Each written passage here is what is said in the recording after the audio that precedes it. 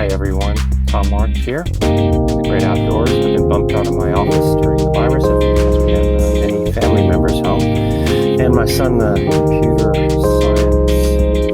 science security engineer, bumped me out of my office, so I'm enjoying the Great Outdoors. So I've got the headphones on, and unless we get a train passing by or a squawking cockatoo, we should be right. Okay, so this topic of this video, part of the Quick and Dirty WebQuest Professional Learning Series, is going to be about the parts of a WebQuest. And I start out with this picture from my main website and the WebQuest page with a picture of Bernie Dodge and I at a NET conference in 2005 in Philadelphia to highlight again, as I mentioned before, that this is my particular little twist and slant on tweaks to the sort of template for WebQuests that was put out early on. And I feel pretty okay about that because I've created a lot of these and have just continued to refine things a little bit. So with that, that's just a bit of a caveat for you. So what you'll see was slightly different, but not substantially different. Just again, tweaks around the edges from what you may have seen in other templates of WebQuests. So that you know where I'm coming from, or if you'd like to read some more, this is based on an article that I published in Educational Leadership called The Learning Power of WebQuests, but this is one of their articles behind their pay gate. So for that reason, and also because when I published that article, of course, it was a reduction for word count from what I had originally wanted to submit, which was this, what WebQuests are really. So links to this will be on the web page that's connected to the video that you'll be seeing. I encourage you to subscribe and to post some comments because I'm responding to what people are interested in. But the reason for this video, again, is to look at the parts, but also the whys of why those parts are important for WebQuests in the template. So the best place to begin is with this updated definition that I did in 2004-5. So a WebQuest is a scaffolded learning structure that uses links to essential resources on the World Wide Web, an authentic task to motivate students' investigation of a central open-ended question, development of individual expertise, and participation in a group final process that attempts to transform newly acquired information into a more sophisticated understanding. Then the little extra to make the most of your WebQuest is the best WebQuests do this in a way that inspires students to see richer thematic relationships, facilitate a contribution to the real world of learning, and reflect on their own metacognitive processes. So what are the parts as I define them? They're not very different, but there are a few things that you'll see. So, and what we'll do in this session is I'll go through one WebQuest in detail and then just click through a few other ones, and we'll go through those other ones in great detail next, but also by your interest. So again, do comment and I'll focus on whichever you like to see first. So yes, there's an introduction. We'll look at that. A question and a task. The original template looks for a task, but I find it's really important and it cognitively makes sense to pose a question, to raise that schema, to create the introduction sort of what kind of thing, and then the question crystallizes that a little bit, and then we can come in with the task. I think that if we jump to the task straight away, we're too much in the regular school mode of here's your assignment, kids. But I really want this to be something that springs forth from the learner's interest and curiosity and what it actually sort of piqued in their minds. Another piece that I've added in is background for everyone, because what I found early on was that students would sort of get into these roles and come up with these kind of really cool ideas, but they were missing a foundation on the key knowledge. And, that's actually quite easy to do with the web. And it also tends to suit a lot of the knowledge-based knowledge acquisition kinds of outcomes and requirements in curricula around the world. So by having background for everyone, we can tick the box and make sure everyone has the foundational knowledge, tick those boxes on the syllabus and the standards. But then also, when I look at WebQuest for differentiation, some students may just sort of peek out at background for everyone, and that's fine because they've got that foundation of knowledge, and that's a way then to extend and other students' experience with the other elements. I'm not saying to do that, but certainly that's happened in a few instances, and that's great because then students can be successful at the background information. Then we look at roles, perspectives, and jobs, and that's where students can divide and conquer. So to look at a rich topic from multiple perspectives as a way to develop individual expertise, as was mentioned in the definition, and then come together. Used to call it group process all the time, and you'll see that on some of the examples that we'll look at, but really I like to emphasize that idea that it's a group synthesis. So we're putting together those perspectives, those ideas into a group understanding, or at least a deeper individual understanding, right? Not just copy pasting responses. I always like to include real-world feedback as that notion of the best WebQuests, and then a conclusion. So this is all to engage students in real, relevant, and rich learning. And so let's take a look at, here's a template that goes through those things: intro, question and task, background for everyone. There's the link for the background site, and then some questions, and then looking from different perspectives, roles, jobs, disciplines, like you could have a historian, a geography specialist, mathematician, a scientist, that kind of thing. You can take those roles. And then you're going to have link or links and or perspective, and then link or links and what you'd like students to do with those. Then a group synthesis, real world feedback, and conclusion. And I encourage you, as we've had already one response on this, to post some questions, some comments, and I will certainly respond and be receptive to your interests. So let's see how this works in one WebQuest. And then beyond that, again, I'll develop such a detailed review using some of the other ones that I quickly highlight in just a minute. So this one, freedom fighter or terrorist, I did sort of after 9/11. And because, you know, one person's freedom fighter is another person's terrorist and vice versa. So rather than to lend some subtle thinking, some reasoning behind what was going on and what goes on continually, I thought that would be a helpful thing. And certainly the web proved useful in that. So let's look at the parts and why they're done. So the introduction, really the key piece here is I try to create a cognitive dissonance, the feeling for students, so that when their schema is raised and they're looking for answers, things don't make sense and they want to make sense. And so that's a really key piece to create. So these are different perspectives on the situation.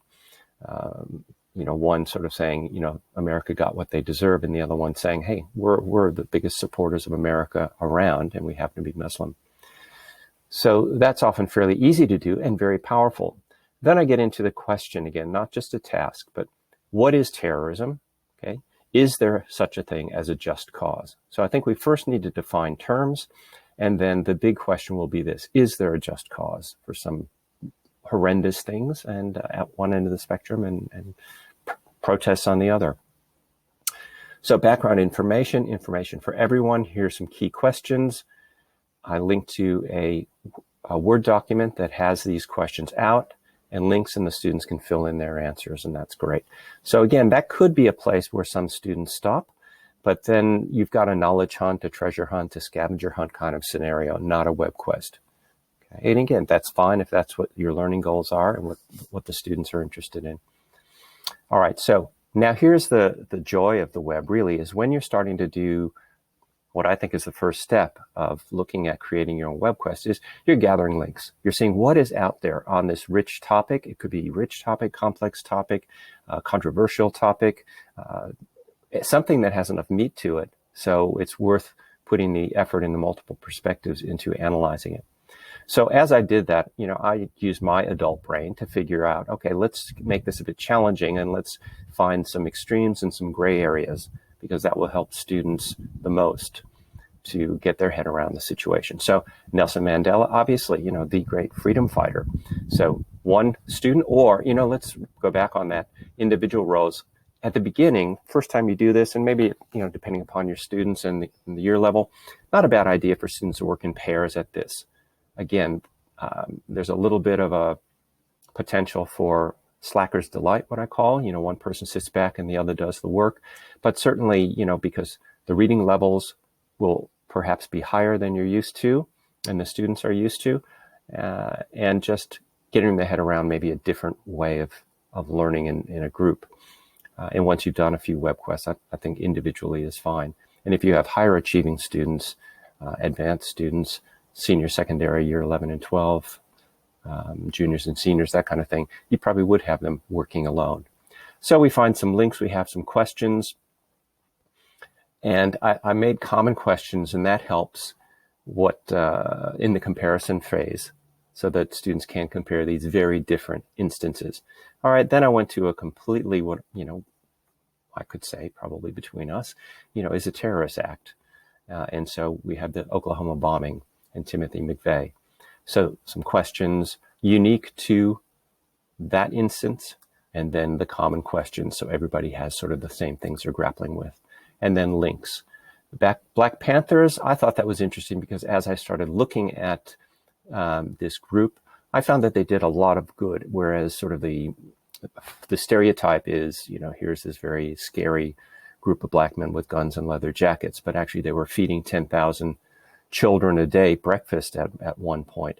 So again, I thought this would be sort of a good middle ground, challenging presumptions. Eco-terrorism, that was sort of coming on then, and that's something that, again, might be sort of something people hadn't thought about, students hadn't thought about. And then we get to, sort of the heart of the matter for this is Islamic fundamentalism, and I thought we better put in the state of Israel in there because we've got that juxtaposition. All right. Once students go through that, and they've got a worksheet to help them answer those questions, then we get into the group process. And in the group synthesis. And in that, again, there's a worksheet, and I'll just flick to that. So that, again, here are the groups. What are the names? Where are they from? What action happened? What was the reason or cause? So we're getting it all on the page. What was the immediate outcome, i.e. how many people were hurt? Long-term impact, just a decision from the student's perspective. Was it justified or not? And then let's put a little tick mark, a check mark somewhere on this continuum for the students to say, yes, it was an act of terrorism, it was an act of freedom. And this is just a way for students to gather their thoughts. And then finally, as a group, I like this continuum approach that I sort of stumbled across. And that is, students will say, all right, well, let's grab some of these, and let's say this was definitely a freedom fighter. And let's say Oklahoma bombing was definitely, a bad act. And then we're going to say eco-terrorism, well, that's, I'm just saying students will decide, and they'll say, oh, this was actually, in between, or slightly good or slightly bad, whatever they want to think of. But it goes back to long-term impacts, how many people were harmed, that type of thing. So it's not just opinions, it's based on what the students have researched. And then we get to these tricky ones, and I threw in the US CIA as well to challenge students, and they may not know about that, and that's fine, but your advanced students certainly will and might have some opinions about that. And what that does is it allows the students to see some subtleties and differences and then start to rank. And in that way, they are doing some synthesizing. So that's as a group, but then I always like to have them work as an individual to show their learning, right? So that's the multi-part prong, is the group process, and should help students synthesize those perspectives. And that way you're leveraging many students' research and benefiting from that discussion, collaboration, sharing, which is fantastic and great for sort of real world 21st century learning, as we do in our jobs almost all the time right now, working collaboratively. And then the students will sort of come to a decision, come to a definition of terrorism, do that ranking here, okay? And I've suggested that the real world feedback might be to try one of these 198 nonviolent protest suggestions. Yeah, so we need to come inside to cool off both myself and the laptop that was overheating and started to desync voice with video. So now after a bit of a break, let's finish this up. So just as a way to encourage students to create something of their own, a great list of nonviolent protest actions has been developed. It's available at the Einstein Institute. And so, that's a possibility for students to look at. And one of the main elements with any group project, when we're talking about a product, is the time that you've got and the student's sort of technology background and expertise. So if you've been doing a lot of ICT integration over the years and students are very au fait with media and technology and editing, you can do a video and that type of thing. If it's not so readily available, then you might do a poster or to conduct some teach-in at your school. But there's a lot of opportunities there, but making it real really makes it better for students. And then finally, the conclusion is, again, where I try to accent what goes on, for students cognitively, because the idea is that we want them to recognize what's going on as they move through, right? Because that ownership of habits of mind, metacognition, is then leading them to internalize those traits, those practices. The goal is not for students to do WebQuests out of everything, but to internalize this process, any analytical process, enough so that they then can come up with it when they need it. Okay, so that's a quick tour using one specific WebQuest. Now let's just do a quick flash. Oh, and that was done using this software I developed called Web and Flow, which is sort of a variant on filamentality, if you're familiar with that. It's a bit long in the tooth, but it still works quite well. If you're interested, let me know. I can do some updates on that.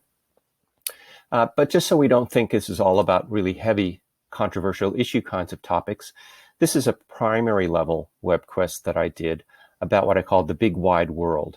So a way to understand what I'm talking about there is that the question is, what about this big wide world, huh? How does it all work? And then the students look from these different kinds of perspectives, and they each have a role. Again, I'll go into that in more depth in another video, but this is just to show the different kinds of topics. Another one is school safety. This is after the Columbine shooting, and oh God, that many since. But that's certainly a rich topic for students to come to a decision, at least what they can be doing locally themselves to feel part of the action and solution. So, we look at the question there, wireless violence in schools, who's responsible, and then thinking about different viewpoints of who's got vested interests. We can certainly put, besides politicians, lobbyists, political aside there, to take a look at.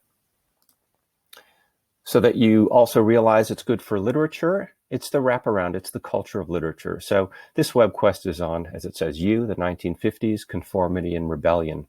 And it focuses on Rebel Without a Cause and The Catcher in the Rye, ultimately. But really what it's meant to do is to get students to take a look and to understand what the culture was like when those works came about, get their heads around it, and then look from different perspectives. So they can really, and the videos were fantastic on this. There's so much available that makes it a rich experience.